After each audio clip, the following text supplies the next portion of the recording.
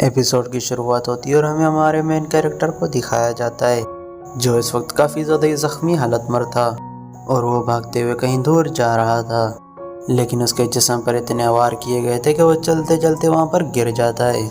और उसी की थोड़ी देर बाद वहाँ पर एक और बंदा आ जाता है जिसके हाथ में तलवार थी और इस बंदे का नाम टियान यूशी था। और वो जियान से कह रहा था कि तुम्हारी इतनी हिम्मत भी कैसे हुई कि तुम खुद को टॉप डिसेबल बताने लगे, लेकिन आज मैंने तुम्हें तुम्हारी औकात याद दिला दी। तुम टियानी माउंटेन के फर्स्ट डिसेबल कहलाने के लायक भी नहीं हो। ज़रा मुझे अच्छे से देख लो, मैं हूँ टियानी शी जिसने तुम्हारा ये हाल किया है। तुम क्या ही कर सकते हो मेरा, तुम्हें जो खाना है वो खा लो। और मैंने ही तुम्हारी ब्लड लाइन को डिस्ट्रॉय कर दिया है। मैं वही इंसान हूँ जिसको तुमने हरा कर उसका मजाक बना दिया था। तभी जियान यांग कहने लगता है, अगर तुमने मुझे धोखे से ना हराया होता तो मैं तुम्हारे शहर में हर जगह तुम्हारी तारीफें कर रहा होता, लेकिन तुम तो एक कायर हो जिसने मुझे पीछे से हमला करके हराया है। तुम तो सिर्फ एक कायर हो जो धोखे से भी वार कर सकते हो। ये सुन के टियान यूशी को काफ़ी गुस्सा आ जाता है और उसके ऊपर पाँव रख देता है, उसके जख्मों को वहाँ पे दबाने लगता है, जिससे जियान यांग को काफ़ी ज़्यादा तकलीफ होने लगती है। वो चिल्ला रहा होता है दर्द के, जहाँ पर टियान उससे कहता है, अगर मैं चाहूँ तो मैं तुम्हारी अभी जान लेकर तुम्हें ख़त्म कर सकता हूँ, लेकिन मैं बिल्कुल भी ऐसा नहीं करने वाला। मैं चाहता हूँ तुम कुत्ते की तरह ज़िंदगी गुजारो, एक तड़प तड़प कर मरते रहो, ताकि तुम्हें पता चल सके कि जलील होना कैसा लगता है। और यान यहाँ पर चाह कर भी उसका कुछ नहीं उखाड़ सकता था। उसकी इतनी ज़्यादा हालत ख़राब थी कि वो हिल भी नहीं पा रहा था। और फिर हमें 1 साल बाद का सीन दिखाया जाता है। फिर हमें वहाँ पर एक सर्वेंट को दिखाया जाता है जिसका नाम लियार होता है और उसके हाथों में मेडिसिन्स होती हैं जो कि यान के लिए लेकर आई थी। वो कह रही होती है, मेरी कितनी किस्मत ख़राब है कि मुझे जैसे घटिया लूज़र इंसान के लिए दवाइयाँ लानी पड़ रही हैं। पता नहीं हमारे मास्टर ने तुम्हारे अंदर ऐसा क्या देख लिया, तुम जैसे लूज़र को उसने अपनी फैमिली का दामाद बना लिया और तुम हमारी टांग फैमिली में पिछले 1 साल से पड़े हुए हो और टांग फैमिली के टुकड़ों पर पलते आ रहे हो। यकीन मानो, अगर मैं तुम्हारी जगह होती तो मैं किसी कुएं में कूदकर अपनी जान ले लेती, लेकिन तुम जैसे बेशर्म से तो इतना भी नहीं हो सकता। और ये कहकर वो सर्वेंट वहाँ से चली जाती है। फिर हम यान को देखते हैं जो अपने बिस्तर से उठ जाता है और मेडिसिन लेने चला जाता है, लेकिन वो जैसे ही मेडिसिन उठाता है तो उसे समझ आ जाता है इन लोगों ने दवाई में फिर से कुछ मिला दिया है ताकि यान मेडिसिन ना ले और वो बीमारी पड़ा रहे। वो लोग ये चाहते हैं कि यान कभी भी ठीक ना हो पाए। तभी जियांग यान को उसकी पुरानी बातें याद आने लगती हैं कि कैसे टियानशी ने उसे मारकर उसकी हालत ऐसे ख़राब कर दी। अब उसे अपनी सारी उम्र के लिए ऐसे यदमरा रहना पड़ेगा। यान जो कि एक ज़माने में टैलेंटेड इंसान माना जाता था, लेकिन आज उसकी कीमत 2 कौड़ी की भी नहीं है। ये कहकर वो काफ़ी ज़्यादा उदास हो रहा होता है, तभी उसको किसी की आवाज़ होती है। कंफ्यूज होकर इधर उधर देखने लग जाता है कि ये कहाँ से आवाज़ आ रही है, जिस पर फिर से आवाज़ आती है कि मैं तुम्हारे गले में पहने हुए पेंडेंट से बात कर रही हूँ। ये कहते उसके सामने एक वाइट एनर्जी नज़र आती है। तभी फेरी जियान के सामने आ जाती है। जियांग यान उस फेरी को देखकर काफ़ी ज़्यादा ही शौक हो जाता है और उस फेरी को जियांग की हालत देखकर उस पर काफ़ी ज़्यादा ही तरस आने लगता है। और वो कहती है कि तुम्हारी पूरी ब्लड लाइन डिस्ट्रॉय हो चुकी है और तुम्हारी फाउंडेशन भी क्योटिक हो चुकी है। सच बताऊँ तो तुम काफ़ी ज़्यादा ही कमज़ोर हो गए हो, लेकिन मुझे समझ में नहीं आ रहा कि स्वॉर्ड सोलबोर्न ने तुम्हें अपना मास्टर क्यों चुना। तभी जियान उससे पूछता है कि आप हो कौन और मेरे पेंडेंट में कैसे आ गई। तभी फेरी उसे बताने लगती है कि मेरा नाम मेई है और मैं हेवनली स्वॉर्ड मेई की मास्टर हूँ और इस यूनिवर्स की सारी स्वॉर्ड टेक्निक मुझसे ही कमांड लेती हैं, लेकिन 10,000 साल पहले मुझे किसी अपने ने ही धोखा दे दिया था, जिस वजह से मैंने अपनी फिजिकल बॉडी खो दी और उसी वक्त से मैं इसी सोलबोर्न के अंदर थी। लेकिन बच्चे, तुम क्या मुझे बता सकते हो कि ये स्वॉर्ड सोलबोर्न तुम्हें कहाँ से मिला। तभी जियांग उसे बताता है कि ये पेंडेंट तो मुझे मेरी माँ ने अपनी मौत से पहले दिया था। फेरी में जियांग की मदर के बारे में सुनती है तो वो थोड़ा सोचने लगती है, लेकिन वो जियांग को उसके बारे में कुछ नहीं बताती। तभी वो जियांग से कहती है कि बच्चे, तुम क्या अपनी ब्लड लाइन को रिपेयर करके सुप्रीम स्वॉर्ड वे को सीखना चाहते हो। जिस पर जियांग कहता है, हाँ ज़रूर, क्यों नहीं, मैं तो सीखना चाहता हूँ। जिस पर वो फेरी को बताता है कि 1 साल पहले किसी ने मेरी ब्लड लाइन को डिस्ट्रॉय कर दिया था, जिसके चलते ही मैं अपनी जियांग फैमिली पर ही बोझ बन गया था, जिस वजह से उन लोगों ने मुझे एक यूजलेस इंसान समझ के मुझे टांग फैमिली की एक यंग लेडी के साथ शादी करा दी। और इससे 1 साल में टांग फैमिली ने मेरे साथ बहुत ही उल्टी सीधी हरकतें की हैं। अगर टांग फैमिली को मेरी जियांग फैमिली का डर ना होता तो मुझे अब तक मार चुके होते। अब मैं बार बार जलील होकर थक चुका हूँ, मुझे अपना बदला लेना है। मैं अपनी पावर दोबारा से हासिल करने के लिए कोई भी कीमत चुकाने के लिए तैयार हूँ। अभी फेरी में उससे कहती है कि मैं तुम्हारी ब्लड लाइन को ठीक करके तुम्हारी मार्शल आर्ट्स की पीक पर पहुंचने में मदद कर सकती हूँ, लेकिन बदले में तुम्हें भी मेरे लिए कुछ करना होगा और बदले में तुम मेरे लिए कुछ सोल ऑब्जेक्ट कलेक्ट करोगे ताकि मैं भी अपनी सोल और बॉडी को दोबारा से रीबिल्ड कर सकूं। अगर तुम्हें मेरी ये शर्तें मंजूर है तो मेरे सामने झुककर मेरे को अपना मास्टर मान लो। ये सुनते ही जियांग यान भी उसके सामने झुक जाता है और उसे कहता है कि मैं आपको अपना मास्टर मानता हूँ। तभी उससे फेरी कहती है कि मैं तुम्हारी स्वॉर्ड मेरिडियन को मर्ज करने में हेल्प करूँगी, जिस पर जियांग भी राजी हो जाता है। के बाद फेरी उसकी स्वॉर्ड मेरिडियन को फोर्ज करने में लग जाती है और इस प्रोसेस में जियांग के आसपास चारों तरफ बहुत ही ज़्यादा एनर्जी घूम रही होती है, साथ में उसे काफ़ी ज़्यादा तकलीफ हो रही होती है। और तभी जियांग की बॉडी से बहुत ही पावरफुल एनर्जी निकलकर आसमान की तरफ जाने लगती है। आसमान में बहुत सारी तलवारें भी उड़ती हुई दिखती हैं। सारी टांग फैमिली के मेनर्स के सामने आ जाती हैं। टांग फैमिली का हेड देखकर कहता है कि ये सारा कुछ ज़ीरुआन की कल्टीवेशन की वजह से ही हो रहा होगा। इस पर उनका बेटा उन्हें बताने लगता है कि ज़ीरुआन हेवन मार्शल आर्ट की कल्टीवेशन कर रही होगी और मुझे लगता है उसने ब्रेक थ्रू भी कर लिया ही होगा और ये उसी वजह से हो रहा है। और यह सुनकर टियान फैमिली के हेड टियानसू को काफ़ी ज़्यादा यकीन हो जाता है कि ये ज़ीरुआन की कल्टीवेशन की वजह से ही हुआ है। और दूसरी तरफ ज़ीरुआन भी इस फिनोमिना को देखकर कह रही होती है कि मैंने भी अभी कल्टीवेशन कर ली है, लेकिन ये हेवनली फिनोमिना मेरी वजह से नहीं आया और पता नहीं ये किसकी वजह से हुआ है। और ये कहती वो फायर स्वॉर्ड यांग के कमरे में आकर हिट कर जाती है। इसी के साथ काफ़ी ज़्यादा एनर्जी फ्लक्चुएट होने लगती है। यान के आसपास काफ़ी ज़्यादा एनर्जी सर्कुलेट होने लगती है और यान इसमें कामयाब हो जाता है। लेकिन जियान यांग अपने आसपास देखता है तो उसकी मास्टर वहाँ पर नहीं होती।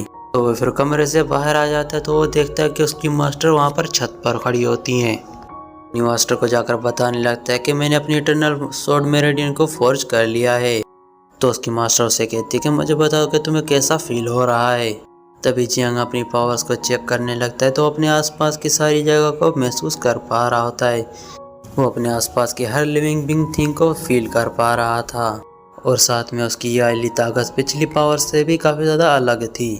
तभी उसकी मास्टर उसे बताने लगती है कि इटर्नल स्वॉर्ड मेरिडियन इस दुनिया में काफ़ी ज़्यादा ही अलग है और साथ ही में उसे बताने लगती है कि तुम्हारी स्वॉर्ड इंटीरियर मेरिडियन इस दुनिया में काफ़ी ज़्यादा यूनिक है और अब तुम मार्शल आर्टिस्ट ही नहीं ट्रांसेंडेंट स्वॉर्ड कल्टीवेटर बन चुके हो। Martial art as a foundation use करते हुए तुम अपनी कल्टीवेशन को रिफाइन कर सकते हो, लेकिन तुम्हारी कल्टीवेशन थोड़ी डिफरेंट होगी। तुम सोल इंटेंट के पहले लेवल पर पहुंच चुके हो, लेकिन फिर भी तुम्हारी पावर्स 1 स्टार ग्रैंड मास्टर के बराबर की होगी। साथ ही में अपनी स्वॉर्ड आसमान को हिट करके यान को दिखा देती है कि स्वॉर्ड कल्टीवेटर कितने ज़्यादा ये स्ट्रॉन्ग बन सकते हैं। और फिर वो जियांग से कहती है अगर तुम अच्छे से प्रैक्टिस करो तो तुम भी इतने पावरफुल बन सकते हो। जिस पर जियांग कहने लगता है कि वो भी मन लगा के प्रैक्टिस करने वाला है कि एक दिन मैं टियान को अच्छा से सबक सिखा पाऊँ। तभी फेरी उसे बताने लगी कि तुम्हें कल डीमन कोर्स के फायर एट्रीब्यूट्स को कलेक्ट करना होगा। जितने हायर ग्रेड के एट्रीब्यूट्स खरीद सकते हो वो तुम्हारे फायदे में ही रहेंगे। एक बार तुम्हें वो एट्रीब्यूट्स मिल जाएं तो मैं तुम्हारे लिए फायर बॉडी फोर्ज करूँगी। इतने में वहाँ पे वो सर्वेंट लियार आ जाती है तो फेरी उसे देखकर वहाँ से गायब हो जाती है। तो वो सर्वेंट जियांग से कहती है कि सेकंड मिस तुम्हें याद कर रही हैं, जल्दी से मेरे साथ चलो। जियांग उसे फॉलो करते हुए सेकंड मिस के पास पहुंच जाता है। जियांग जैसे कमरे में एंटर करता है तो लियार वो सर्वेंट पीछे से दरवाज़ा बंद कर देती है। तभी जियांग को सर्वेंट पे ऊपर शक होने लग जाता है और साथ ही में वो सामने देखता है कि सेकंड मिस शियार वहाँ पर सो रही है। तभी जियांग कहता है अगर सेकंड मिस ने मुझे बुलाया है तो वो यहाँ पे सो क्यों रही हैं। तभी वो शियार के चैम्बर में एंटर करता है तो वो देखता है कि शियार की हालत काफ़ी ज़्यादा खराब है। तभी फेरी उसे बताती है कि इस बंदी को यहाँ पे पॉइजन दिया गया है। पॉइजन इतने खतरनाक तरीके से फैल चुका है कि ये कभी भी मर सकती है। ये सुनते ही यान काफ़ी ज़्यादा पैनिक हो जाता है और वो डरने लगता है और वो फिर फेरी से कहता है कि मास्टर क्या आप इसे बचा सकती हो। जिस पर वो फेरी कहती है ये ना मेरी फैमिली की मेम्बर है और ना ही मेरी दोस्त, तो मैं इसकी जान क्यों बचाऊँ। तभी जियांग यान उसे बताता है कि ये लड़की वो इतनी बुरी नहीं है, पूरी टांग फैमिली में इसी ने मेरे साथ अच्छा बिहेव किया था और इसी वजह से मैं नहीं चाहता कि इसकी ज़िंदगी इससे छीन ली जाए। तो जियांग यान की बातें सुनकर उसकी मास्टर वहाँ पर एग्री हो जाती है, लेकिन उसकी वहाँ पर 2 कंडीशंस थी। पहली यह है कि जियांग को उसके लिए सोल एट्रीब्यूट 1 महीने के अंदर ही ढूंढना होगा। दूसरी ये है कि जियांग को 1 साल के अंदर ही सोल इंटेंड्रियल के पीक पर पहुंचना होगा। तो जियांग ये सुनकर उसके साथ एग्री हो जाता है। तभी फेरी कहते हैं कि तुम अपना प्रॉमिस पूरा तो कर पाओगे ना। तो जियांग कहता है हाँ, मुझे बिल्कुल पूरा भरोसा है, मैं अपने वादे से नहीं मुकरने वाला, मैं किसी भी कीमत पर अपना वादा पूरा करके रहूँगा। फेरी अपनी पावर का यूज़ करते हुए शिराओ को हेल्प करना शुरू कर देती है। वो उसे हील कर रही होती है पॉइजन से। तो वो फेरी बताती है कि ये अवेकन होने वाली है, लेकिन इसकी बॉडी से पॉइजन पूरी तरीके से रिमूव नहीं हुआ है और बाकी का बचा हुआ पॉइजन जियांग तुम्हें ही हटाना होगा। और वो ये कहती वहाँ से तुरंत ही गायब हो जाती है, क्योंकि वो शियाओ के सामने नहीं आना चाहती थी। और उतने में शियार को भी होश आ जाता है और शियार जैसे उठती है तो वो जियांग से कहने लगती है कि तुम मेरे रूम में क्या कर रहे हो। शियार जियांग को अपने रूम में देखकर चिल्लाने ही वाली होती है। जियांग उसका मुंह बंद कर देता है और उसे कहने लगता है कि तुम जैसा समझ रही हो वैसा कुछ भी नहीं है। तो शियार भी उसकी बात मान जाती है, जिसके बाद यान उसे सारी सिचुएशन एक्सप्लेन करने लगता है। लियार मुझे तुम्हारे रूम में लेकर आई थी कि वो कह रही थी कि तुमने मुझे बुलाया है, लेकिन जब मैं यहाँ आया तो तुम बेहोश थी, तुम्हें पॉइजन दिया गया था। तभी शियार उसे बताती है कि लेकिन मैंने तुम्हें मिलने नहीं बुलाया था। जब शियार अपनी बॉडी पर पॉइजन के निशान देखती है तो वो काफ़ी ज़्यादा पैनिक करने लगती है। वो सोच रही होती है कि उसे पॉइजन किसने ही दिया होगा, लेकिन यान सारी प्लानिंग समझ जाता है। वो कहने लगता है यह पक्का उस सर्वेंट लियार का काम होगा, वो मुझे फंसाने के लिए तुम्हें पॉइजन दे दिया ताकि वो सारा इल्ज़ाम मेरे ऊपर लगा सके। तभी शियार को याद आता है कि उसने एक सूप पिया था जो कि उसे सर्वेंट नहीं दिया था और शायद उसी के अंदर ही कोई पॉइजन मिलाया हुआ था। तभी यान उसे बताता है कि तुम्हारी बॉडी में अभी भी कुछ पॉइजन रहता है, तो वो उसे काउंटर करने के लिए बैठ जाता है। तभी यान अपनी स्वॉर्ड एनर्जी की वजह से उसकी बॉडी का चैनल करना शुरू कर देता है। तो जैसे ही वहाँ पर सारा पॉइजन वैनिश हो जाता है तो वो वहाँ पर बेहोश हो जाती है। तभी वहाँ पर वो सर्वेंट लियार अपने 2 साथियों को लेकर आ जाती है और वो जियांग के ऊपर वहाँ पर इल्ज़ाम लगाने लगते हैं कि ये सारा कुछ उसने सेकंड लेडी शियार के साथ किया है। तो ये कहते ही वो दोनों सर्वेंट भी जियांग के ऊपर अटैक कर देते हैं, लेकिन इतने में जियांग अपना एक स्वॉर्ड इंटेंट रिलीज करता है, उन तीनों को वहाँ पर कमरे से दूर उठा के फेंक देता है। साथ ही वो उन तीनों से पूछता है कि तुम शियार को नुकसान क्यों पहुँचाना चाहते थे। उन तीनों ने वहाँ पर अपने स्पिरिचुअल बीस्ट को समन करते हुए यान के ऊपर अटैक करना शुरू कर दिया था। जियांग अपनी स्वॉर्ड एनर्जी को यूज़ करते हुए अपनी एक फॉर्मेशन टेक्निक को यूज़ करता है, जिससे वो कई ज़्यादा तलवारों से एक ही साथ उन बीस्ट पर हमला करता है और वो सारे बीस्ट वहाँ पर डिस्ट्रॉय हो जाते हैं। इसका असर उन तीनों कल्टीवेटर्स के ऊपर भी पड़ जाता है, लेकिन उन्हें तो अभी तक भी समझ नहीं आ रहा था कि जियांग ने अपनी पावर्स को रिकवर कब किया। लेकिन जियांग आगे बढ़ते हुए कहता है कि मेरे सब्र की भी एक लिमिट है। तो वो उनसे काफ़ी गुस्से में कहता है कि मुझे सच से बताओ, तुम शियार को मारकर उसकी मौत का इल्ज़ाम मेरे ऊपर क्यों लगाना चाहते थे। लेकिन लियार तो अभी भी झूठ बोल रही होती है। वो कहने लगती है कि ये सारा तुमने किया और हम पे इल्ज़ाम लगाना चाहते हो। तुम चाहे जितना भी हमें मार लो, लेकिन हम कुछ भी नहीं करने वाले। अगर सोचो हमने यह बात फर्स्ट मिस को बता दी तो वो तुम्हारा क्या हाल करेगी जियांग। भी जियांग अपनी स्वॉर्ड उसकी गर्दन पर रखकर कहता है कि मैं ऐसी हरकत कभी भी नहीं कर सकता। वो तुम ही लड़की थी जो मुझे शियार के रूम में लेकर गई थी और तुम ही लोगों ने मुझे जानबूझ के फंसाने की कोशिश की है। तो मुझे सच सच बताओ कि तुम्हारे इंटेंशंस क्या थे। तो जियांग की स्वॉर्ड अपनी गर्दन के इतने पास देख उस सर्वेंट की हवा निकल जाती है। उसे समझ आ जाता है अगर वो सच नहीं बोलेगी तो वो वहाँ पे मारी जा सकती है। वो घबराते हुए कह रही होती है कि सबके पीछे मैं नहीं कोई और है, लेकिन उससे पहले वो किसी का नाम भी ले पाती। उसके साथी ने वहाँ पर किसी नीडर को खींच के उसकी जान ले ली। जियांग अचानक से शौक हो जाता है कि इसकी ये मर कैसे गई। इतने में वहाँ पर टांग फैमिली का हेड अपनी बेटी के साथ ज़ीरोआन के साथ वहाँ पर पहुँच जाता है। तभी वो कल्टीवेटर से लीडर को बताने लगता है कि जियांग ने आपकी बेटी को पॉइजन देकर उसे जान से मारने की कोशिश की है। जब हमने उसे रंगे हाथों पकड़ लिया तो उस बात से मुकर गया और उसने हमारी सर्वेंट को भी मार दिया है। लियार उसे अपने हाथों से सज़ा देना चाहती थी, लेकिन उसने लियार का ये हाल कर दिया। ये सारी बातें सुनने के बाद वो फैमिली हेड काफ़ी ज़्यादा गुस्से में आ जाता है और वो भड़कते हुए कहता है जल्दी से मुझे सच बताओ, जो ये बंदा कह रहा है क्या ये सच है। जियांग तुमने ये सच में किया है। और साथ ही में अपनी फायर पावर का यूज़ करते हुए जियांग के ऊपर भी अटैक कर देता है, लेकिन यान ने उसके अटैक को बड़ी इजीली डॉज कर लिया। होंग टाई को बताने की कोशिश कर रहा था कि लोग मुझे फंसा रहे हैं, मैंने ऐसा कुछ भी नहीं किया। ना ही मैंने शियार की जान लेने की कोशिश की है और ना ही इसी सर्वेंट को मैंने मारा है। लेकिन वो लीडर उसकी बातों पर यकीन करना ही नहीं चाह रहा था।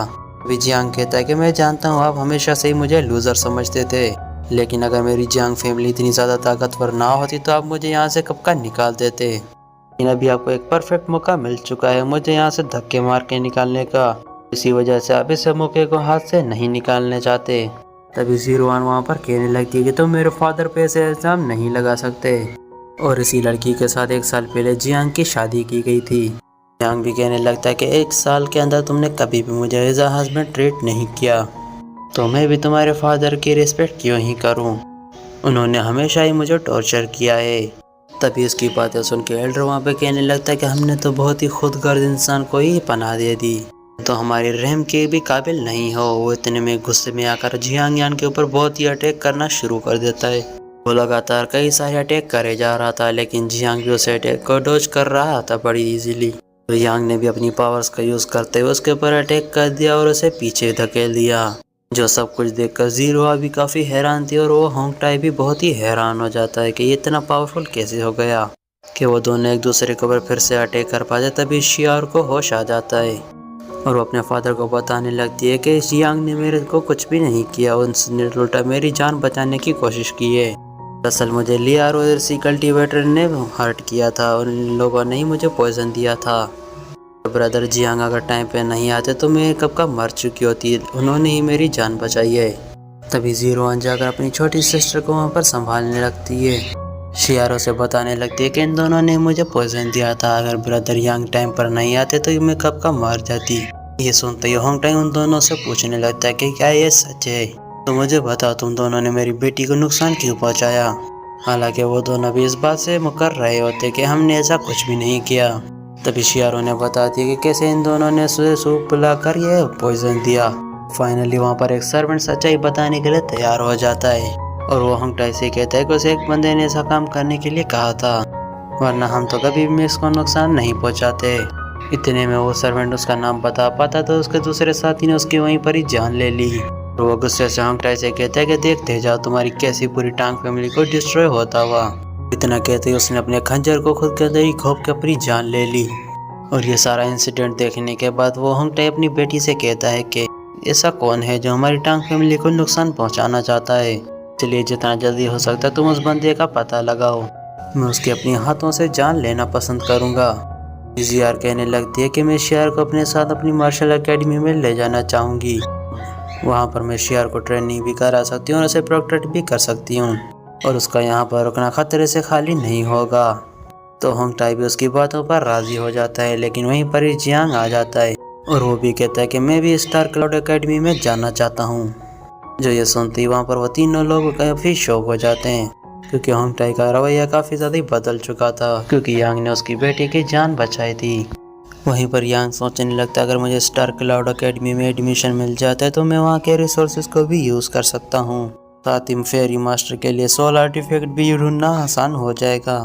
तभी वहाँ पर ज़ीरो-वन से कहने लगती है तुमने थोड़ी देर पहले ही मुझसे कहा था कि मैं तुम्हें हस्बैंड जैसा ट्रीट नहीं करती, तुम अचानक से मुझसे हेल्प क्यों मांग रहे हो। यान भी अपने मन में सोच रहा था कि अब इसका मैं क्या ही जवाब दूँ।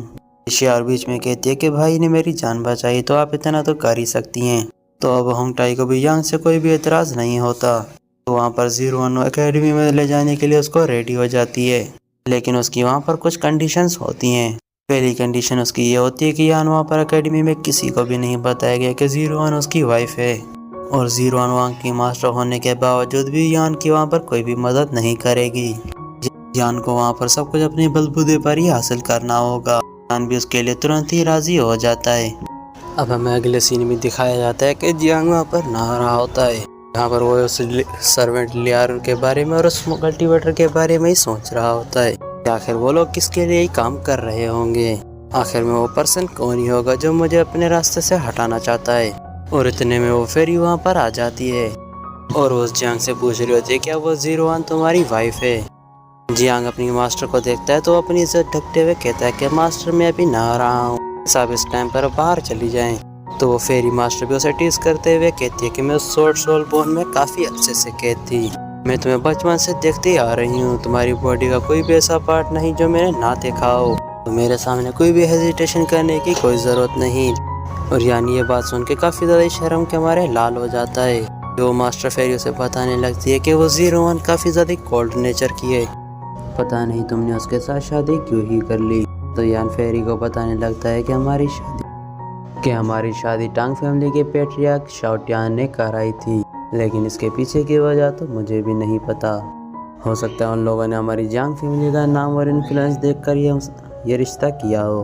मेरी जांग फैमिली इंपीरियल कॉन्टिनेंट में सबसे स्ट्रॉन्गेस्ट मानी जाती है और इसी वजह से टांग फैमिली अभी तक मुझे बर्दाश्त करती आ रही थी। भले ही 01 ने मुझसे शादी ज़रूर की थी, लेकिन उसने आज तक मुझे कभी अपना हस्बैंड एक्सेप्ट नहीं किया। हालांकि उसने मुझे कोई नुकसान भी नहीं पहुंचाया। इनफैक्ट उसने तो एक बार मेरी जान भी बचाई थी। तो मास्टर फेरी उसे बताने लगती कि तुम अब मेरे डिसाइपल हो, एक दिन तुम स्वॉर्डमैनशिप की पीक पर ज़रूर पहुंच जाओगे, ये मेरा वादा है। और उस वक्त कोई भी ऐसी लड़की नहीं होगी जो तुम्हें रिजेक्ट कर पाए। इनफैक्ट हो सकता है कि हेवनली फेरीज भी तुमसे अट्रैक्ट हो जाएं, इसलिए तुम 01 से दूर रहो, मुझे वो बंदी ठीक नहीं लग रही। तो जियांग अपनी मास्टर से प्रॉमिस करता है कि वो सिर्फ अपनी कल्टीवेशन पर ही ध्यान देगा और मेरे दिल में उसके लिए कोई भी इमोशंस नहीं है। इसी वजह से फेरी भी अब कम्प्लीटली रिलैक्स हो जाती है और उससे कहते हैं कि फायर एट्रीब्यूट्स वाले डीमन कोर भी लेकर आ जाना, तुम्हारी फायर एलिमेंट शॉर्ट बॉडी को फोर्स करेंगे। अगले दिन ये स्टार किलर मार्शल शेक में पहुंच जाते हैं और ये लोग जैसे ही हॉल में जाते हैं तो इनकी मुलाकात मास्टर हांग से हो जाती है और वो 01 से बताता है कि उससे मिलने के लिए मास्टर जिनफेंग आया है। लेकिन 01 उस बंदे के आने की वजह से काफ़ी खुश नहीं लग रही थी। असल में वो लिन फैमिली का एक बिगड़ा हुआ यंग मास्टर है। वो कमज़ोर लोगों को बुली करने की वजह से काफ़ी ज़्यादा मशहूर है। लेकिन 01 तो उस बंदे से मिलना भी नहीं चाह रही थी, लेकिन उस बंदे की लिन फैमिली काफ़ी ज़्यादा पावरफुल है। इस वजह से 01 के पास अब कोई भी और ऑप्शन नहीं होता। जैसे ही 01 से मिलने जा रही होती है तो शियार भी उसके साथ जाने के लिए कहती है। और दूसरी तरफ जियांग भी ये जानना चाहता था कि उस इविल बंदे को 01 से क्या ही काम है। तो फिर ये तीनों उस यंग मास्टर से मिलने के लिए रेडी हो जाते हैं। हालांकि वो हॉल मास्टर जियांग को वहाँ पर भेजना नहीं चाहता था। वो तो उसकी बेइज्जती करते हुए कहते तुम उसके जूते बराबर भी नहीं हो, तो वहाँ पर क्यों ही जाओगे। 01 उस हॉल मास्टर को कुछ कहने के बजाय यान से ही कहने लगती है अगर तुम खुद को जलील करवाना चाहते हो तो वहाँ आ सकते हो। इसके बाद वहाँ पर 01 गेस्ट हॉल में पहुँच जाती है, जहाँ पर वो लिन शाओफेन उसका इंतज़ार कर रहा था। तो 01 उससे पूछती कि मुझे बता तुम यहाँ पर क्यों आए हो, लेकिन वो जियार को गलत इशारों से देख रहा होता है। तभी उसकी नज़र पड़ती है यांग और शीरा। इस बंदे को पता होता है जियांग और 01 की शादी हुई है, तो वो जानबूझ के यांग के सामने ये कहने लगता है कि अगर तुम मेरी हो जाओ तो मैं तुम्हें कल्टीवेशन के पीक पर पहुंचने में मदद करूंगा। इस पर 01 उसे कहने लगती कि मैं स्टार क्लाउड एकेडमी की मास्टर हूँ, कोई मामूली फैमिली की स्टेट्स नहीं जहाँ पर तुम आकर बदतमीजी कर सकते हो। मैं तुम्हें सलाह दूंगी कि तुम अपने बर्ताव को सुधार लो, वरना इसका अगली बार अंजाम और भी बुरा हो सकता है। जिस पर शाओफेंग कहने लगता है कि तुम तो बेवजह मुझ पर नाराज़ हो रही हो, मैं तो बस तुम्हें अपना बनाना चाहता हूँ। अगर तुम चाहो तो मैं इस जियांग के साथ तुम्हारी मंगनी तोड़वा सकता हूँ। लेकिन इस बेवकूफ़ को ये नहीं पता कि इनकी मंगनी नहीं शादी हुई है।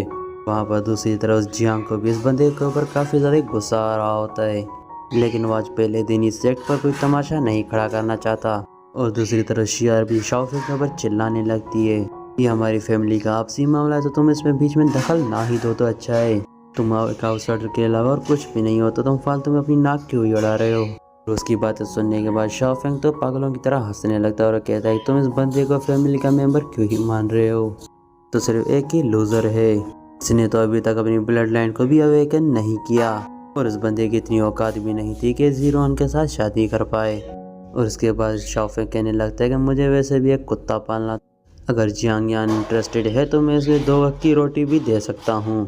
तभी वहाँ पर जियांग यान अपनी आइज़ को एक्टिवेट करते हुए उसकी बॉडी को चेक करने लगता है। उसके बाद वो कहता है कि मुझे पता नहीं तुम मेरी शादी के बारे में इतनी क्यों ही फिक्र कर रहे हो, तुम तो खुद भी मौत की कगार पर खड़े हो। मुझे लगता है कि तुम्हें खुद पर ही ध्यान देना चाहिए ना कि दूसरों पर। ये बात सुनते ही वो जियांग के ऊपर काफ़ी ज़्यादा भड़क जाता है और वो कहता है गुस्से से तुम्हारी इतनी हिम्मत हुई कि तुम मुझे कर्ज कर सको, जैसे कच्चे इंसान को तो मैं अपनी एक हाथ से ही मरोड़ कर मार दूँ। लेकिन यान उसकी फालतू बातों पर ध्यान नहीं दे रहा था। वो उससे कहता है कि पिछले कुछ दिनों से तुम्हारे सर में कुछ इक्विपमेंट्स पे तुम्हें दर्द हो रहा होगा, जिसके चलते तुम रात को ठीक से सो भी नहीं पाते। क्यों, मैं सही कह रहा हूँ ना? अगर तुम्हें नींद आ भी जाए तो तुम्हें डरावने नाइटमेयर्स आते हैं। कि ये बात सुनने के बाद शॉफिन काफ़ी ज़्यादा ही भड़क जाता है। वो उल्टा कहने लगता है कि मेरे साथ तो ऐसा कुछ भी नहीं हुआ, तुम फालतू मोल्टी सीधी बातें ना ही करो तो अच्छा है। यहाँ पे वो अपना स्पिरिचुअल बीस्ट वहाँ पे समन करने वाला था, लेकिन तभी ज़ीरो बीच में जाकर उसके अटैक को वहाँ पर फेल कर देती है। वो वहाँ पर गुस्से से कहने लगती है कि शॉफिन, तुम यहाँ पर अपनी मर्दमाजी नहीं कर सकते। यहाँ पर शॉफिन कहने लगता है कि इस बंदे ने मुझे यहाँ पर कर्ज किया था। इसकी बातें तुम्हें सुनाई नहीं दे रही थी कि इसने हमसे क्या कहा?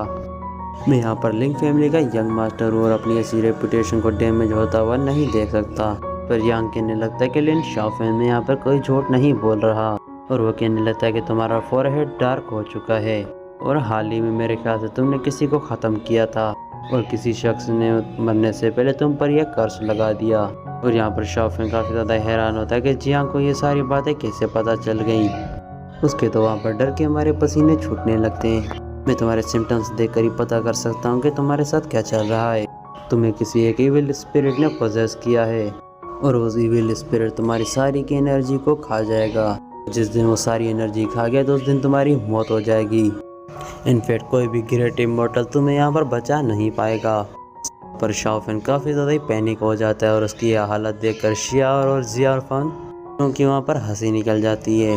ये बंदा हमेशा दूसरों को बुली करता था, लेकिन आज देखो यान ने इसको काफ़ी अच्छा सबक सिखाया है आज। जी हाँ, वहाँ पर शॉफिंग से कहने लगता है कि मुझे लगता है तुम्हें तो अभी तक पता भी नहीं चला कि तुम एक कर्स्ड हो चुके हो। उससे कहता है कि चलो ठीक है, अब तुम अपने इक्विपमेंट को हल्का सा प्रेस करो। अगर तुम्हें वहाँ पर हल्की सी भी तकलीफ होती है तो तुम समझ जाना कि तुम पोजेस हो चुके हो। यहाँ पर शॉफिन उसकी बात मानते हुए अपने इक्विपमेंट्स को प्रेस करता है, लेकिन उससे काफ़ी ज़्यादा ही दर्द होता है। वहाँ पर वो हैरान हो जाता है कि उसे ऐसा क्यों हो रहा है। तो वो कहने लगता है ये तो वाकई में सच है, मैं किसी इविल स्पिरिट की वजह से पोजेस हो चुका हूँ। तो जियांग उससे कहने लगता है कि सुनो मेरी बात, अगर तुम बुरी काम करोगे तो तुम्हारे साथ भी बुरा ही होगा। तो तुम सिर्फ घर जाकर अपनी मौत का इंतज़ार ही कर सकते हो। ये सुनने के बाद शॉफिन भी काफ़ी ज़्यादा भड़क जाता है और वो कहने लगता है कि सिर्फ ज़ीरो की वजह से मैं तुम्हें ज़िंदा छोड़ रहा हूँ। आज तुम तो मेरे हाथों मरने वाले थे। इसके बाद वो वहाँ से गुस्से से चला जाता है। उसके जाने के बाद शियार वहाँ से जियांग यान से पूछने लगती है कि जीजू, आपने जो से बोला क्या वो सब सच है? तो जियांग कहने लगता है कि हाँ वो सब सच था, लेकिन मैं पूरी तरह से श्योर भी नहीं हूँ। जो भी पर्सन काफ़ी वक्त से बीमार होता है कॉम्प्लेक्शन भी डल हो जाता है। तो मैंने तो सिर्फ एक अंदाज़ा लगाया था, हालांकि जियांग को पता होता है उसने जो भी बोला है वो सच बोला है, क्योंकि जियांग के पास जो सोल बोन है उसमें दूसरों के इलनेस को ट्रेस करने की एबिलिटी है। वो इस एबिलिटी से सामने वाले के बंदे की बीमारी के बारे में पता कर सकता है और ये इस बात को सीक्रेट रखना चाहता है। तो वो कहने लगता है कि शॉफिंग ने हमेशा ही इविल काम किए हैं, इसलिए मैंने उसे बेवजह डरा दिया था। दूसरी तरफ हम शॉफिंग को देखते हैं जो अपने सर्वेंट से कह रहा होता है कि रेड मून अकेडमी से सबसे काबिल और टॉप लेवल के हीलर को बुलाओ, क्योंकि मैं खुद का चेकअप करवाना चाहता हूँ। और जैसे ही मैं सबसे पहले हील हो गया तो मैं इस जियांग को ख़त्म कर दूंगा। और अगले सीन में हम देखते हैं ज़ीरो जियांग की एबिलिटी को देखकर काफ़ी ज़्यादा इम्प्रेस हो जाती है, लेकिन वो ये बात दिखाना नहीं चाहती थी। इनफैक्ट वो तो जियांग को अपनी कल्टीवेशन करने पर इंसिस्ट कर रही होती है ताकि वो किसी से बेवजह दुश्मनी ना ले। के बाद वो एल्डर होंग को ऑर्डर देती है कि वो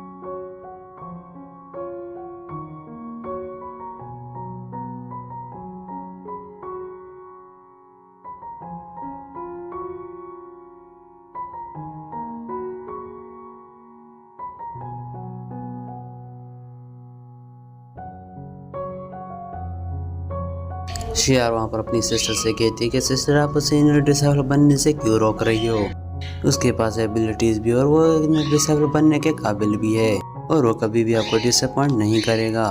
तो ज़ीरो उसे बताती है कि पहले ही मैं यहाँ पर मास्टर हूँ, लेकिन कई लोग मुझसे मेरी पोजीशन ही छीनना चाहते हैं और मैंने यहाँ तक पहुँचने में कड़ी मेहनत करी है, इसलिए मैं ऐसी कोई भी गलती नहीं कर सकती जिससे मेरी पोजीशन मुझसे छीन ली जाए। और वैसे भी मैं जियांग की हर बार मदद नहीं कर पाऊंगी और उसे खुद को काबिल बनाना पड़ेगा ताकि जो लोग उसे लूज़र समझते हैं उनके मुंह पर ताले लग जाएं। वैसे भी जिन लोगों को पता है यांग और मेरी मंगनी हुई वो मेरा मजाक उड़ाते हैं। ये तो अच्छा हुआ उन लोगों को हमारी शादी की खबर नहीं मिली, वरना तो वो लोग मेरा जीना ही हराम कर देंगे। दूसरी तरफ वो एल्डर वांग को दिखते जो कि जियांग को एग्जामिनेशन हॉल में लेकर आ गया था। वो यहाँ पर जियांग को बताता था यहाँ पर इल्यूजन फॉर्म सेटअप है, अगर तुम इसे पार कर गए तो मैं तुम्हें डिसेबल बनने का ट्रायल का मौका दूंगा। और जियांग को ये बात पता होती है इल्यूजन फॉर्मेशन कई सारे ट्रैप से भरा हुआ है और इसमें अगर एक बार कुछ चला गया तो वो बिना इंजर्ड हुए बाहर नहीं आ सकता। तो अपनी मास्टर से कहता है कि आप इस फॉर्मेशन को ब्रेक करने में मेरी हेल्प करोगी कि इनर डिसेबल बनने के लिए ये स्टेप काफ़ी ज़्यादा इम्पोर्टेंट है। अगर मैं एक बार इनर डिसेबल बन गया तो हमारे पास काफ़ी ज़्यादा रिसोर्सेज आ जाएंगे। तो उसकी मास्टर फिर उसे कहने लगती है तुम इसे एक बार ब्रेक करने की कोशिश करना, अगर तुमसे ये नहीं हो पाया तो मैं तुम्हारी हेल्प कर दूंगी। इसलिए जियांग तुरंत ही उस इनर फॉर्मेशन में पहुंच जाता है। वहाँ से टोटली इन्वायरमेंट लावा की तरह दिखाई देता है और जैसे जियांग अंदर घुसता है तो उसे आग में डालकर भून देते हैं, जिससे जियांग को काफ़ी ज़्यादा तकलीफ हो रही होती है। जिस पर मास्टर फेरी उसे बताती है ये सिर्फ एक इल्यूजन है, तुम अपने डाउ हार्ट को इससे अफेक्ट मत होने देना।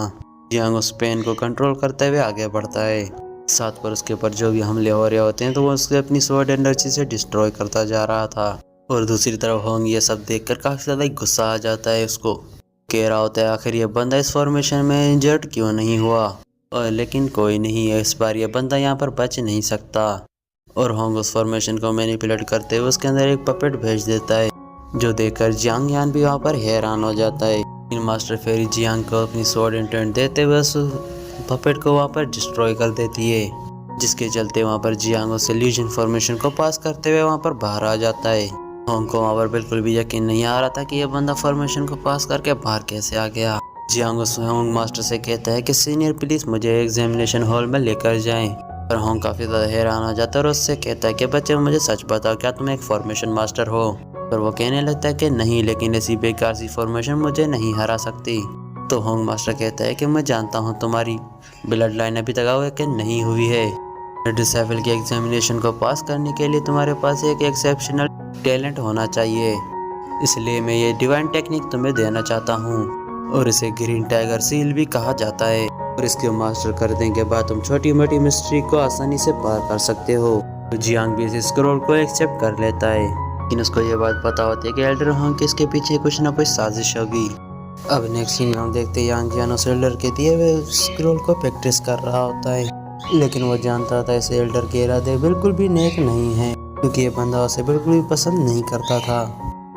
जब जियांग उस स्क्रॉल को ओपन करता है तो उसको एक टाइगर सील दिखाई देती है। जियांग को पता होता है ये तो खतरनाक जरूर होगा, लेकिन जियांग को एक इनर डिसेबल बनना था तो उसने ये रिस्क उठा लिया। वो तुरंत ही उस स्किल को मास्टर करने के लिए बैठ जाता है। यहाँ पर एक ग्रीन फॉर्मेशन एक्टिवेट हो जाती है। ग्रीन फॉर्मेशन के अंदर एक ग्रीन टाइगर भी अपीयर होता है, लेकिन वो जियांग के ऊपर अटैक करने के बजाय उसको अपनी पावर्स देने लग जाता है, जो देख के एल्डर होंग के वहाँ पर होश उड़ जाते हैं। यहाँ पर जियांग ने उस कुछ ही पलों के अंदर उस टेक्निक को मास्टर करके उसको यूज कर लिया था।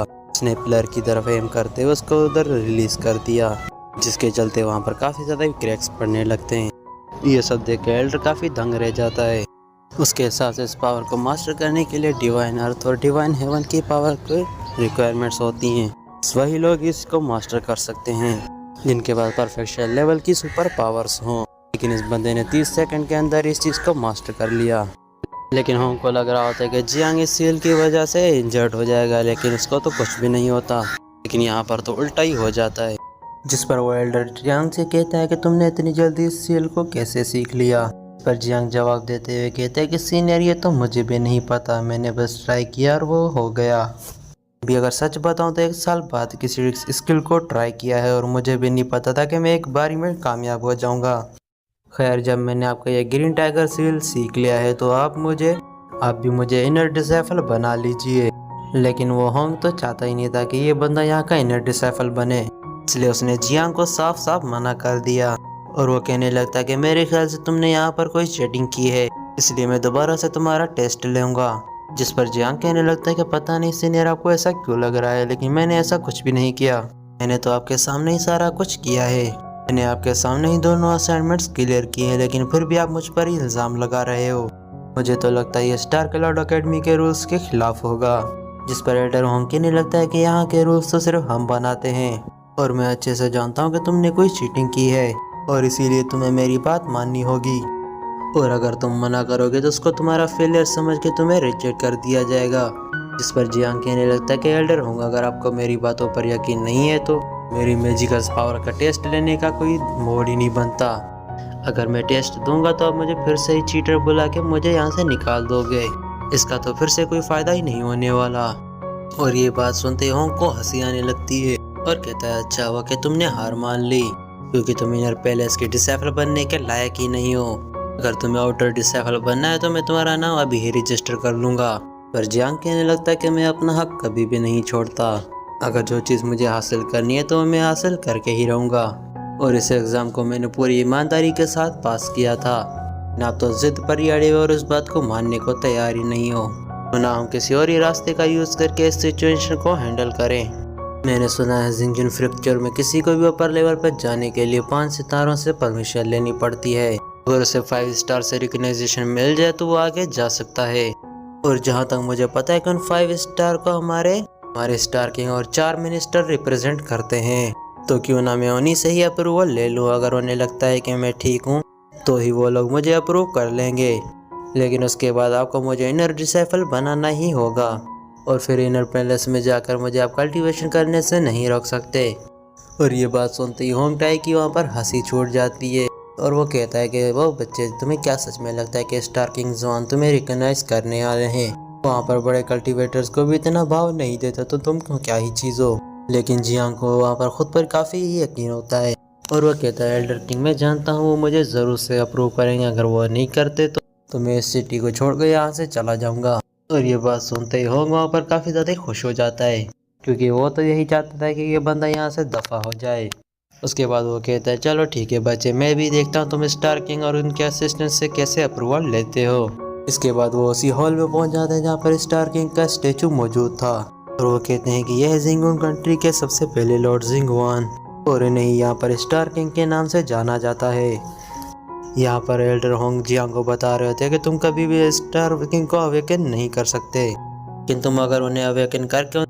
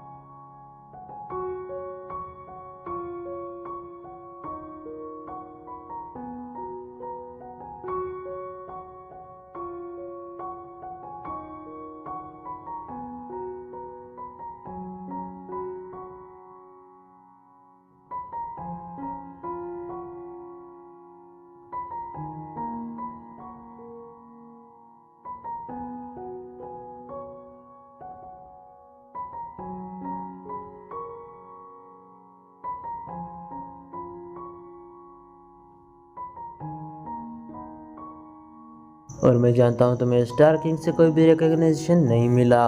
जिस पर जियांग कहने लगता है कि एल्डर मैं आपसे झूठ क्यों ही बोलूँगा। अगर आपको मुझ पे सच में या कोई यकीन नहीं हो रहा तो आप खुद ही स्टार किंग से बात कर लें। अगर उन लोगों ने हाँ बोला तो आप मुझे इनर पैलेस में जाने के लिए परमिशन दे देना। और ये बात सुनते ही होंग का गुस्सा सातवें आसमान पर पहुंच जाता है, जिस पर वो गुस्से से कहता है बच्चे मैं तेरी टांगे तोड़ने वाला हूँ। अगर स्टार किंग और उसके मिनिस्टर तुम्हारी मदद करने आ गए तो मैं समझ जाऊंगा उन्होंने तुम्हें रिकॉग्नाइज कर लिया है।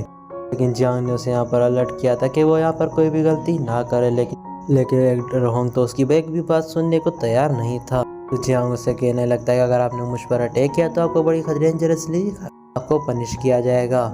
लेकिन होंग तो अपनी दुनिया में खुश था। वो कहने लगता है बच्चे तुमने मेरे सामने जुबान चला के बहुत ही बड़ी गलती कर ली है। इतनी बड़ी गलती तुमने कैसे कर ली। वो फिर अपना अटैक रेडी करते हुए के ऊपर रिलीज करने की कोशिश करता है और एल्डर होंग देखता है कि वो जियांग को टच भी नहीं कर पा रहा।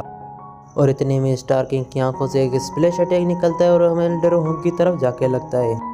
और जैसे अटैक एल्डर होंग को लगता है तो एल्डर होंग पीछे जाकर गिरते हैं और वो काफी ज्यादा जख्मी हो जाते हैं। लेकिन उसने सारा इल्जाम जियांग के ऊपर लगा दिया। उसे कहने लगता है कि बच्चे तुम मेरे ऊपर इविल टेक्निक का यूज कर रहे हो। अब तो तुम्हें जान से मारना मेरा ही फर्ज बनता है। हम तुम जैसे इविल बच्चे को अपनी एकेडमी में नहीं रख सकते। और वो सीधा जियांग के ऊपर अटैक करने के लिए निकल पड़ता है। और दूसरी तरफ हम जियांग को देखते हैं जो कि काफी ज्यादा रिलैक्स खड़ा था और वो एल्डर से कहने लगता है एल्डर आप तो लोगों को बिला वजह तंग करने में माफी माहिर हो। भला मैं आपके ऊपर हमला करने की हिम्मत कैसे ही कर सकता हूँ। साथ ही जियांग ने होंग का अटैक डॉज भी कर लिया था। और जैसे होंग वहाँ पर दूसरा अटैक कर पाता वहाँ पर स्टार किंग की स्पिरिट ने होंग के ऊपर अटैक करना शुरू कर दिया और उसके ऊपर इतना हैवी प्रेशर रिलीज करता है कि वो बुढ़ा वहाँ पर अपने घुटनों पर आ जाता है। वहाँ पर एल्डर होंग अपनी पूरी ताकत लगा कर उठने की कोशिश कर रहा होता है लेकिन वहाँ पर उठ ही नहीं पा रहा था। लेकिन स्टार किंग की पावर इतनी ज्यादा थी कि उसकी पावर का कोई लेवल मैच ही नहीं हो रहा था। जिस पर जियांग वहाँ पर कहने लगता है कि एल्डर होंग अब तो आपको मेरी बातों पर यकीन हो गया होगा। मुझे वाकई स्टार किंग और उनके मिनिस्टर्स ने रिकॉग्नाइज कर लिया है। और इस बार होंग को भी अपनी जिद छोड़नी पड़ जाती है और वो जियांग से कहने लगता है कि हाँ बच्चे मैं जान चुका हूँ तुम्हें उन लोगों ने रिकॉग्नाइज कर लिया है। प्लीज अब मुझे इस प्रेशर से तो आज़ाद करवा लो। मुझे पूरा यकीन हो चुका कि तुमने ट्रायल में कोई भी ये गड़बड़ी नहीं की थी। अब तुम ही हो जो स्टार किंग को बता सकते हो कि मैं यहाँ पर मुसीबत में फंस चुका हूँ। मैं अपने किए पे यहाँ पर बहुत ही शर्मिंदा हूँ। लेकिन जियांग यहाँ पर उससे हर बात क्लियर करना चाहता था और उससे पूछने लगता है कि क्या मैं इनर पैलेस का डिसाइफल बन सकता हूँ। अब मुझे अंदर जाने से रोकोगे तो नहीं ना। जिस पर एल्डर होंग तड़पते हुए कहते हैं हाँ मैं तुम्हें नहीं रोकूंगा। तुम्हें अगर बेकर डिसाइफल बन चुके और मैं जीरो को अभी जाकर खबर दे आऊँगा और तुम्हें जल्द से जल्द इनर डिसाइफल का मटेरियल प्रोवाइड किया जाए। और ये सीन यहीं पर कट होता है। हमें जियांग और जीरोन को दिखाया जाता है और वहाँ उससे वो अपना टोकन लेने आया था जहाँ पर जीरोन उससे कहने लगती वो नहीं जानती कि तुम्हें स्टार किंग ने रिकॉग्नाइज क्यों किया कि तुम तो इतने पावरफुल हो भी नहीं। लेकिन खैर मैं तो उनके डिसीजन के अगेंस्ट जा भी नहीं सकती। मुझे उन पर पूरा यकीन है। बस इतना समझ जाओ कि इनर पैलेस काफी ज्यादा ही खतरनाक है। वहाँ पर सिर्फ स्ट्रॉन्ग लोग ही सर्वाइव कर सकते हैं। इनर डिसाइफल की कल्टीवेशन और पावर को बढ़ाने के लिए वहाँ पर तरह तरह के कंपटीशन किए जाते हैं जो कि काफ़ी ज़्यादा खतरनाक हैं, जिसमें तुम्हें भी पार्टिसिपेट करना होगा। इसलिए मैं चाहती हूँ कि तुम वहाँ जाने से पहले खुद को मेंटली प्रिपेयर कर लो। और मैं तुमसे ये इसलिए कह रही हूँ क्योंकि मैं तुम्हारी नाम की भी और यहाँ की मास्टर भी हूँ, क्योंकि मैं भी वहाँ पर तुम्हारी मदद नहीं कर सकती। पर जियांग कहने लगता है कि तुम्हें मेरी फिक्र करने की कोई भी ज़रूरत नहीं है। मैं खुद कोई भी सिचुएशन को समझ सकता हूँ और मैं भी तुमसे वादा करता हूँ कि मैं भी तुम्हें परेशान नहीं करने वाला। जो सुनते ही वहाँ पर जीरो नीरो डिसाइफर का टोकन वहाँ पर समन कर लेती है, जिसे कलेक्ट करते ही वहाँ पर जियांग यहाँ का इनर डिसाइफल बन जाता है। साथ ही वो जीरोन से पूछता है कि मुझे मेरी कल्टीवेशन रिसोर्सेज कब मिलेंगे। ये सुनते ही जीरोन ने अपनी स्पेस रिंग से कल्टीवेशन मटेरियल्स को निकालना शुरू कर दिया। वो जियांग को बताने लगती है कि तुम हमारे स्टार क्लाउड एकेडमी के इनर डिसाइफल बन चुके हो, इसलिए तुम्हें हर महीने ये मटेरियल दिया जाएगा जिसमें तुम्हें मिलने वाले हैं 10 स्पिरिचुअल ग्रासेस और 3-4 और चीज़ें हैं जो तुम्हारी कल्टीवेशन में काफ़ी ज़्यादा हेल्प करेंगी। लेकिन जियांग यान इन मटेरियल्स को देखकर तो काफ़ी खुश नहीं नज़र आ रहा था। वो जीरोन से कहने लगता है ये तो काफ़ी बेसिक लेवल के मटेरियल्स हैं और जीरोन को उसकी बातें सुनकर काफ़ी ज़्यादा ही हंसी आने लगती है कि उसे जियांग से कोई भी खास उम्मीद नहीं होती कि वो कुछ भी कर पाएगा। लेकिन ये फिर भी हायर लेवल के रिसोर्सेज की मांग कर रहा है। वो उसे बताने लगती है कि हम हायर लेवल के रिसोर्सेज भी ऐसे किसी को नहीं देते। उसके लिए तुम्हें खुद की काबिलियत को भी साबित करना पड़ेगा। अगर तुम कड़ी मेहनत करते हुए हमारी स्टार एकेडमी को कुछ एफर्ट्स लगाते हुए तुम कुछ कर सकते हो तो हम तुम्हें हायर अप्स के रिसोर्सेज भी देना चाहेंगे। हम तुम्हें हायर रिसोर्सेज भी देंगे ताकि तुम अपनी कल्टीवेशन को और भी आगे ले जा सको। उसके लिए तुम्हें कड़ी ज़्यादा मेहनत करनी पड़ेगी। लेकिन जियांग यान को डेमोनिक कोर की ज़रूरत थी, लेकिन वो समझ जाता है कि वो उसे यहाँ से तो नहीं मिलने वाला, तो उसे वो सारा मटेरियल खुद ही परचेस करना होगा। अब वो सेक्ट के अंदर पवेलियन में चला जाता है और ये वही जगह थी जहाँ से एलेक्सर खरीदे और बेचे जा सकते हैं। अब जियांग यान के पास इतना पैसा तो था नहीं कि वो हायर लेवल के डेमोनिक कोर को खरीद सके, लेकिन तभी उसकी नज़र पड़ जाती है एल्डर होंग के ऊपर, जो कि कुछ परचेस करने के लिए इस हॉल में आ गया था। और उसको देखते ही जियांग के चेहरे के ऊपर एक इविल स्माइल आ जाती है। एल्डर होंग से कहने लगता है, अरे वाह क्या हसीन इत्तेफाक है, मुझे तो लगा ही नहीं था कि मेरी आपसे यहाँ से मुलाकात हो जाएगी।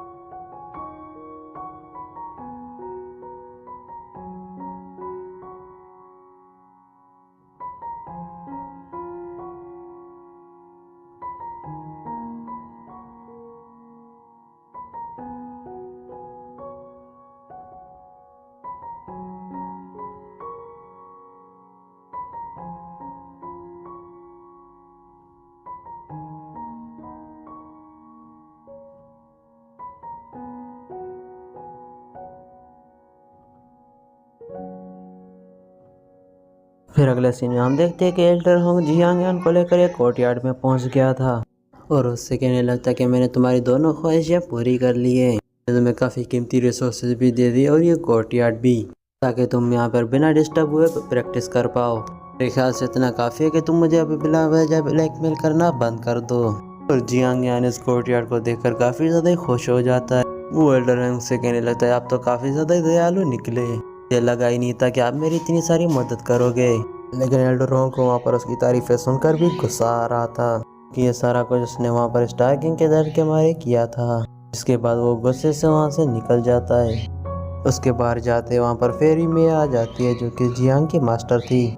जियांग वहाँ पर कहने लगता है कि मास्टर, मैं आपके कहने पर फायर एलिमेंट कॉप्स पिल्स लेकर आ चुका हूँ, तो आप मुझे बताएं कि हम फायर एलिमेंट बॉडी को कब कंडेंस करने वाले हैं। और वो फेरी इन डीमन पिल्स को देखकर भी खुश नहीं थी और वो कहने लगती है, ये तो सेकंड रैंकिंग की डिमोनिक पिल्स हैं, इससे हमें उतना अच्छा खासा रिजल्ट नहीं मिलेगा जितना हमें हायर रैंकिंग के पिल्स से मिल सकता था। ये बात सुनकर जियांग भी वहाँ पर मायूस हो जाता है कि उसने बड़ी मेहनत करके इन पिल्स का जुगाड़ किया था। कि एल्डर होंग को चूना लगाना कोई आम बात नहीं थी, लेकिन फिर ये कहने लगती है कि कोई बात नहीं, हम इससे भी काम चला लेंगे, तो जल्दी से इन डीमन पिल्स को कंज्यूम करके कल्टीवेशन में बैठ जाओ। और जियांग अपने मास्टर की इंस्ट्रक्शंस को फॉलो करने शुरू कर देता है।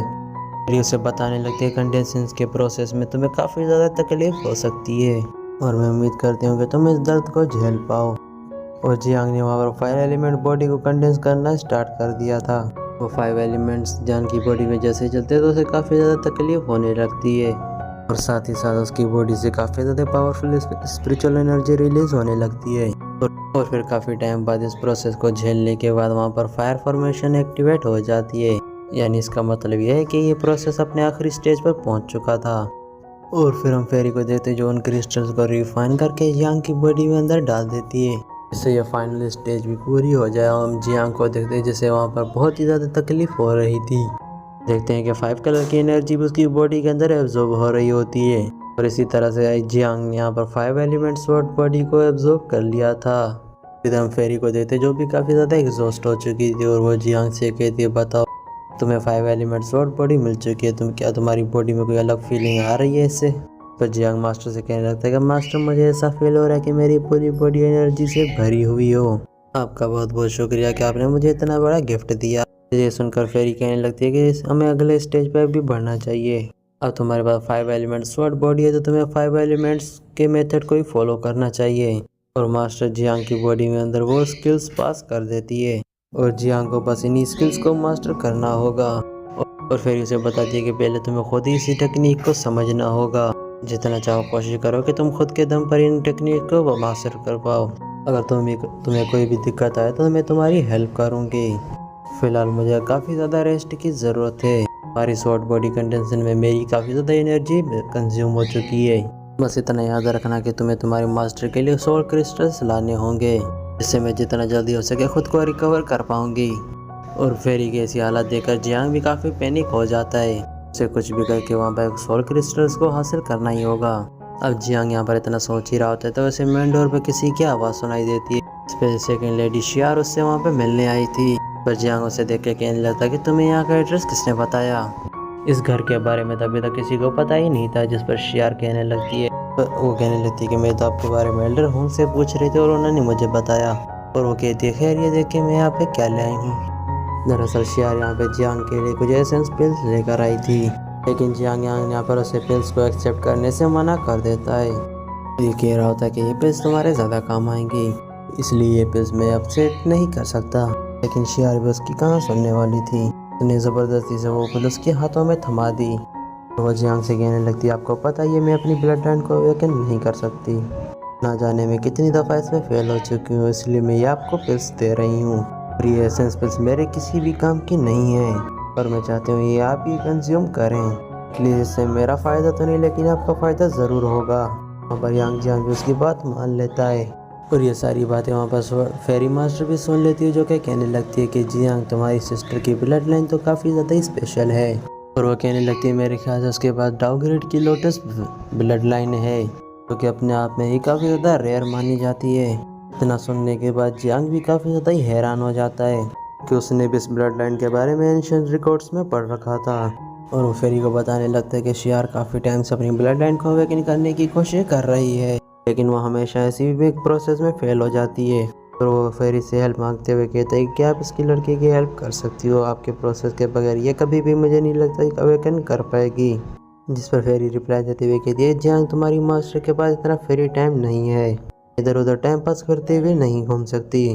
पर जियांग उससे रिक्वेस्ट करते हुए कहते हैं कि अगर आप इसकी अवेकनिंग करने में हेल्प करती हो तो मैं आपकी कोई भी 2 रिक्वेस्ट मानने को तैयार हूँ। इस प्रोसेस में शियार की ब्लड लाइन अवेकन हो या ना हो, मैं आपकी फिर भी बात मानने को तैयार हूँ।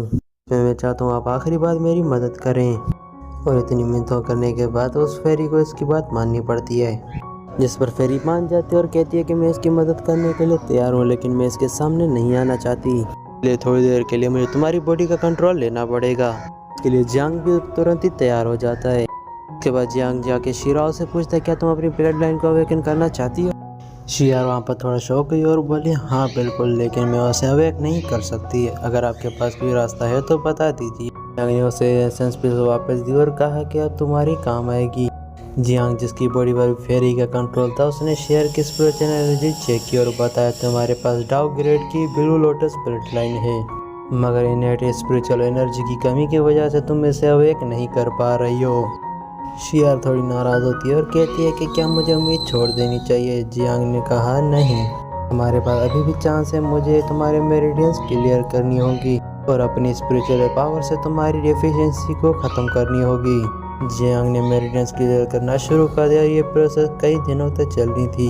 जियार ने पहली बार अपने लोटस ब्लड लाइन की हल्की सी पावर को महसूस किया। जियांग ने उसे वापस जाने को कहा ताकि उसे कोई ताने ना मारे। उसने समझाया कि रोज एक इंसेंस पिल कमजोर करनी है ताकि वो उसकी हेल्प करता रहे और शियार भी बहुत खुश हो जाती है। और जियांग ने रिक्वेस्ट की कि सारी बातें को अपनी सिस्टर जियार को मत बताना, ये हमारे सीक्रेट रहेगा। शियार को लगता है कि जियार को बताने से उनका रिश्ता सुधर जाएगा, लेकिन जियांग को सिर्फ कल्टीवेशन पर फोकस करना था। अगले सीन में हम देखते हैं जियांग बेम्बू फॉरेस्ट पहुंच गया था। फेरी ने कहा कि वहाँ एनर्जी चेक करो और यहाँ कल्टीवेशन करने से उसे 5 एलिमेंट स्वॉर्ड के वे 5 टेक्निक बताई। पहली थी सन पियर्सर्स, दूसरी थी मून रिमेनेंट और तीसरी थी थंडर डेवार और तीसरी थी स्ले क्रशर और 5वीं थी फाइनल जजमेंट। फेरी ने कहा कि अभी तुम सिर्फ पहली मूव सन पियर्सर सीख सकते हो। जियांग ने प्रैक्टिस शुरू की और अपनी पुरानी नॉलेज की वजह से जल्दी मास्टर कर लिया। उसने देखा कि पहली मूव इतनी पावरफुल तो आखिरी कितनी पावरफुल होंगी। फिर हम देखते हैं कि अचानक से ज़मीन हिलने लगती है कि फेरी ने पता है उनकी तरफ एक बहुत ही पावरफुल डेमो, मुझे लगता है एक थर्ड हेवनली रैंकिंग का डेमोनिक बीस्ट है, उनके सामने आ गया।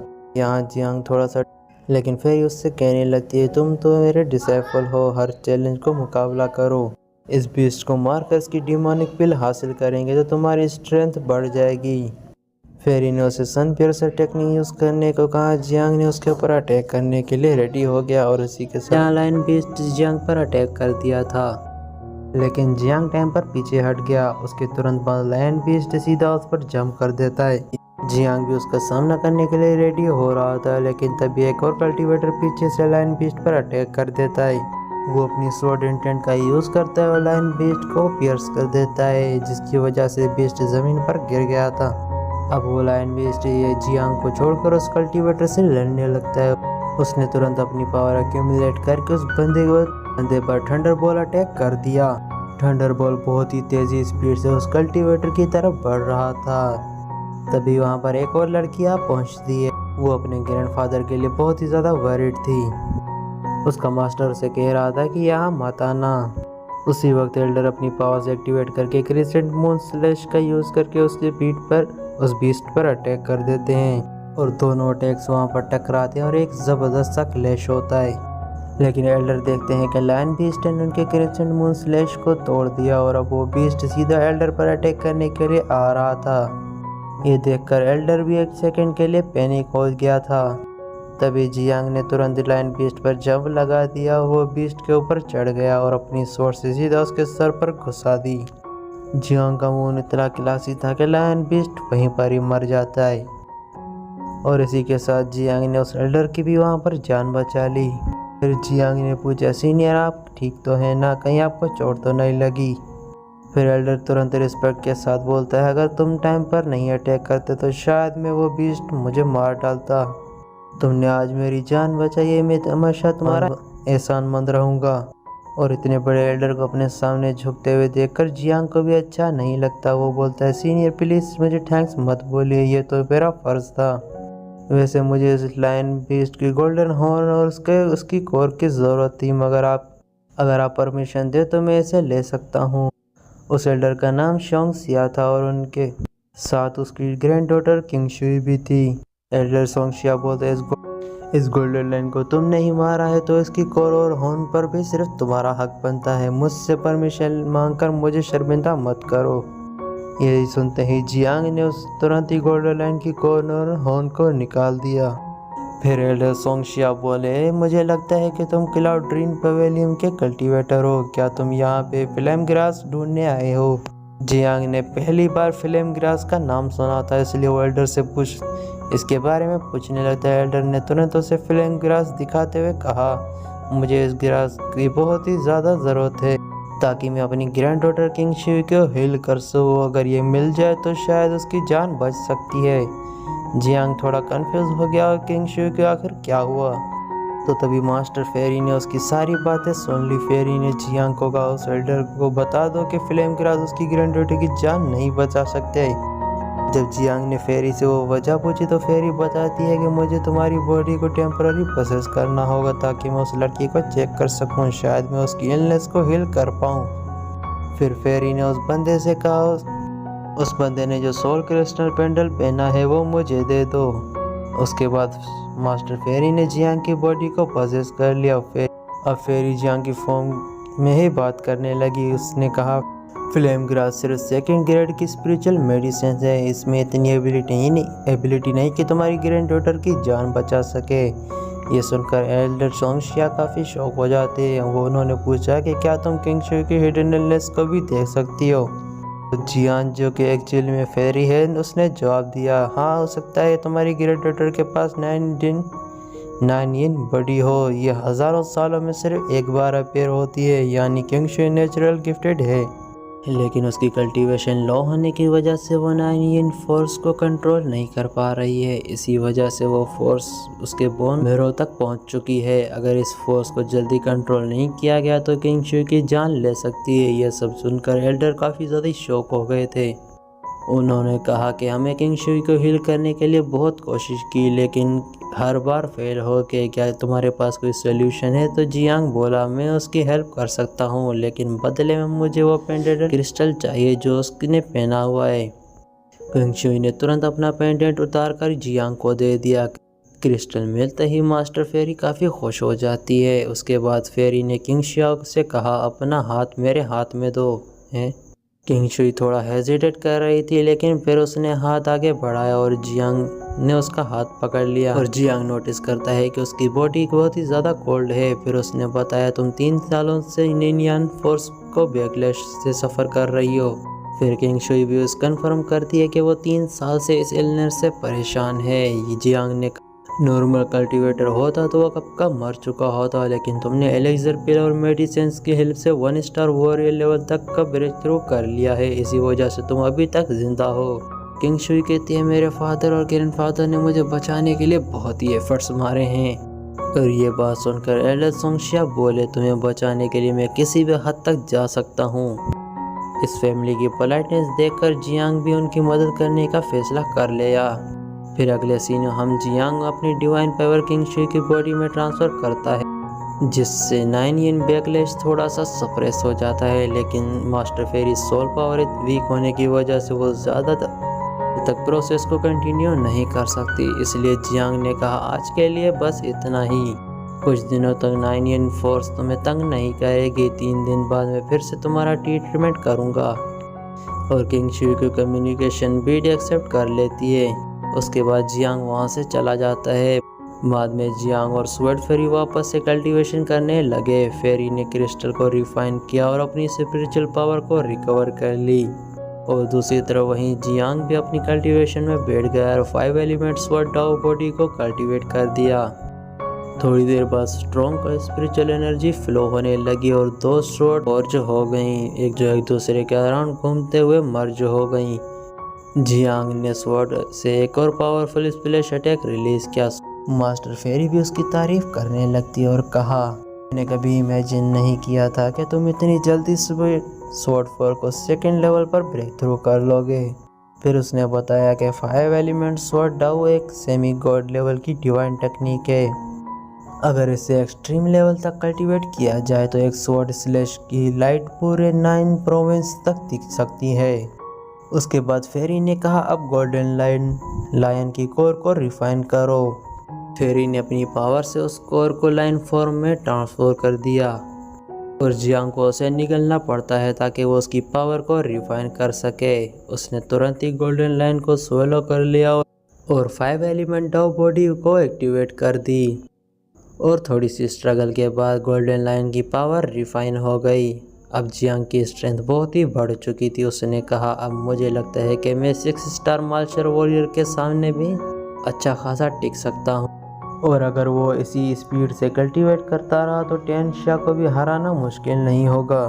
ये वही बंदा है जिसने जियांग को पहले मेरिडियंस तोड़कर उसकी ब्लड लाइन को ख़त्म कर दिया था और उसे बहुत ही ह्यूमिलेट किया।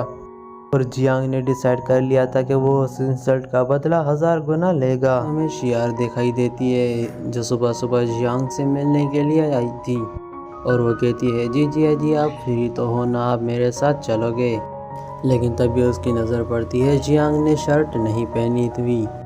ये देखते ही शियार तुरंत अपना मुंह घुमा लेती है और उधर जियांग भी थोड़ा सा शर्मा जाता है और कहता है, जियार तुम किसी के रूम में आने से पहले नॉक करना चाहिए, ये तुम्हें बेसिक मैनर्स भी नहीं पता। उसके बाद हम जियान को देखते हैं जो अपने कपड़े पहन लेता है और शियार उसे कहती है, बड़े भैया आप मेरे साथ इनर डिसेबल गैदरिंग में चलोगे। तो जियांग वहाँ पर सीधा मना करता है, मुझे इन गैदरिंग्स में बिल्कुल भी इंटरेस्ट नहीं है, तुम अकेली चली जाओ।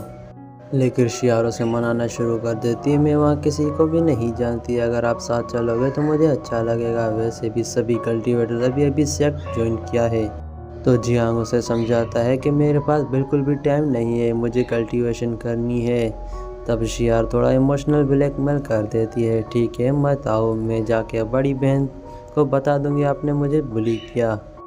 ये सुनते ही बेचारा जियांग हैरान रह जाता है, उसे समझ में आता है कि शियार को उसको मैनिपुलेट करना आ गया है। वो कहता है, ठीक है इस बार मैं तुम्हारी बात मान लेता हूँ, लेकिन आगे ये ड्रामा नहीं चलेगा। ये सुनते ही शियार काफ़ी खुश हो जाती है। फिर हमें इनर डिसेबल्स की गैदरिंग दिखाई जाती है, सभी नए डिसेबल वहाँ पर मौजूद थे। तभी शियार और जियांग वहाँ पर पहुँचते हैं, सब डिसेबलों ने देखकर एक्साइटेड हो जाते हैं। शियार सबसे इंट्रोड्यूस कराती है, ये मेरे सीनियर ब्रदर जियांग जियान है, इन्होंने भी हमारे रिसेंटली सेक्ट ज्वाइन किया है। एक लड़की मजाक में बोलती है, वाह तुम्हारे सीनियर तो काफ़ी हैंडसम है, अगर उनकी गर्लफ्रेंड नहीं है तो मुझे इनसे दोस्ती करने में कोई प्रॉब्लम नहीं। यार तुरंत बोल पड़ती है, नहीं ये पॉसिबल नहीं, तुम में से कोई भी मेरे सीनियर ब्रदर की तरफ आंख उठाकर भी नहीं देखेगा। इसके बाद वहाँ दोनों बैठ जाते हैं।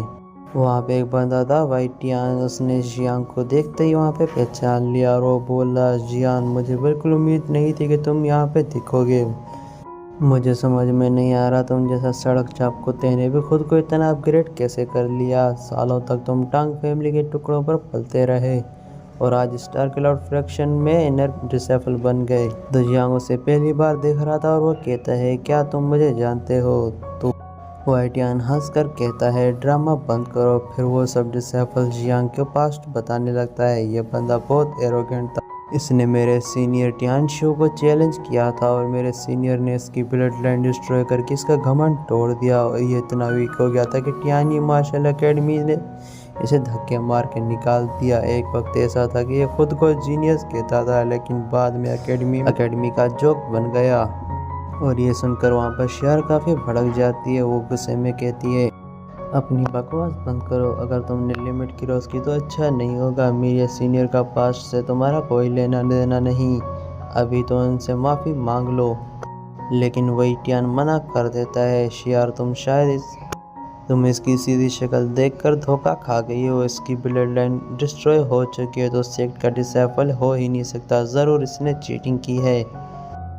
अब वहाँ पर जितनी भी लड़कियाँ आती वहाँ पर जियांग को अजीब नज़रों से देखने लगती हैं और जियांग को भी वहाँ पर काफ़ी गुस्सा आ रहा था, लेकिन उसने प्रॉमिस किया था कि वो यहाँ पर कोई भी प्रॉब्लम नहीं करेगा, इसलिए वो चुप रहता है। लेकिन शियार का पेशेंस ख़त्म हो चुका था। तुम्हें लगता है कि तुम बहुत ही ग्रेट हो, मुझे पता है कि टियानी मार्शल एकेडमी से निकाल दिया गया था। सब डिसाइल और वाइटियान को घूरना लगते हैं। वाइटियान डिफेंड करते हुए बोलता है कि मुझे निकाला नहीं गया था, मैंने खुद एकेडमी छोड़ दी थी और अब जियान का केस अलग है, उसे लूज़र समझकर निकाला गया था, इस कचरे ने मेरी कंपैरिजन मत करो। शियार हंस कर कहती है, जिसके घर शीशे का होता है वो दूसरों पर पत्थर नहीं मारते, लेकिन असली लूज़र तुम हो, तुम हेवन पाथ में चैलेंज से डर के भाग गए थे, इसलिए सेक्ट ने तुम्हें निकाल दिया। ये सुनते ही वेटियन का खून खोल जाता है। वो शियार बोलती है, मेरे सीनियर जियांग तुमसे 1000 गुना बेहतर हैं, अगर माफ़ी नहीं मांगी तो टांग फैमिली तुम्हें नहीं छोड़ेगी। लेकिन वेटियन जिद पर अड़ जाता है। शियार गुस्से में कहती है, ठीक है फिर देखना टांग फैमिली तुम्हारी कैसे बैंड बजाएगी। उसके बाद शियार वहाँ पर जियांग से कहती है, मुझे यहाँ पर रुकना बिल्कुल भी पसंद नहीं, चलो वापस चलते हैं।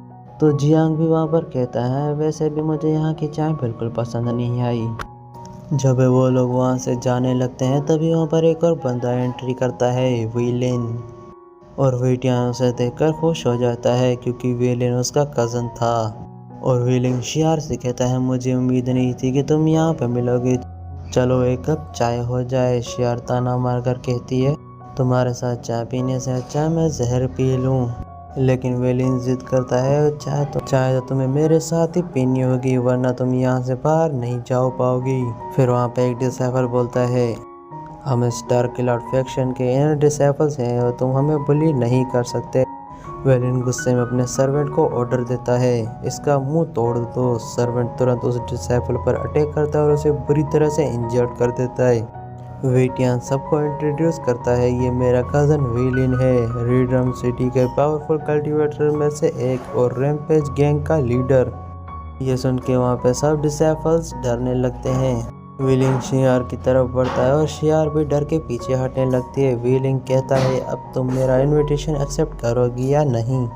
वो शियार को वहाँ पर छूने की कोशिश करता है, लेकिन जियांग गुस्से में उसका हाथ झटक देता है और कहता है कि उसने मना किया है तो ज़बरदस्ती मत करो, हमें जाने दो। तो वेलिंग गुस्से में कहता है, ये जंगली कुत्ता कौन है जो मेरे सामने भौंक रहा है। वो अपने सर्वेंट को ऑर्डर देता है कि जियांग पर अटैक करने के लिए, लेकिन अटैक होने से पहले ही जियांग अपनी सोड एनर्जी को एक्टिवेट कर देता है और एक ही ट्रैक में सर्वेंट को दूर फेंक देता है।